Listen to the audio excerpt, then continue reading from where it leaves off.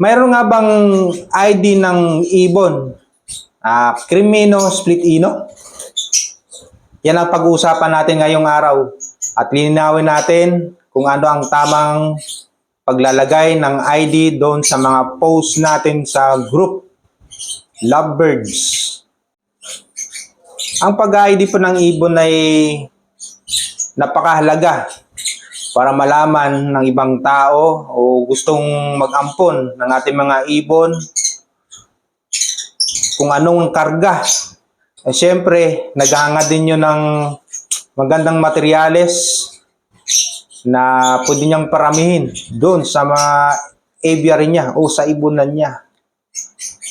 Ang tamang ID po, lalo na sa mga split kung tawagin. Pero kasi ako nakikitang post mga group page ng mga ibon. Ang nakalagay doon, cream ino, split ino. Mayroon nga bang ganun? Idol, wala. Ang tamang pag-ID ng ibon mo, idol, either hindi sa pastel o yung Fisher lang, par blue, split ino. Kung pastel naman, pastel, par blue, split ino.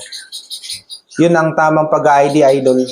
Ikukuri ko lang po yung mga hanggang ngayon nakikita ko po sa mga post na yung kanilang ibon ganun ang ID. Matatawag mo lang siyang cream ino pagka yung parblo at ino nagsama sa isang mutation. Ganun po. Wala pong parblo, wala pong cream ino na split ino. Ngayon, papakita nyo sa akin dito sa comment section kung mayroon nga bang cream ino, split ino. Idol, pa-comment down below. Marami pa po tayo bang pag-uusapan na about sa mga ID na yan. Kawawa naman yung makakuha ng ibon niya. Hindi, joke lang. Sinukuri ko lang po yung post nyo. Hanggang ngayon kasi may nakikita pa rin akong ganong ID.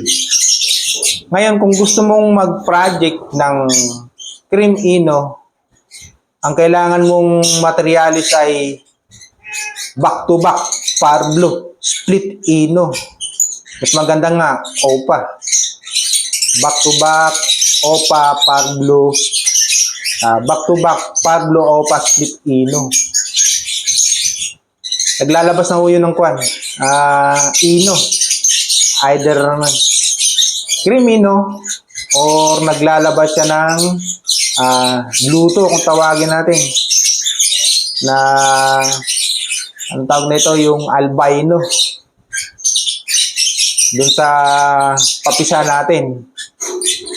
So yan lang po mga idol. Kung gusto nyong sa susunod na videos, meron pa tayong pag-uusapan yung mga ibon natin kung bakit ang mga alaga ko ay mga Fisher lang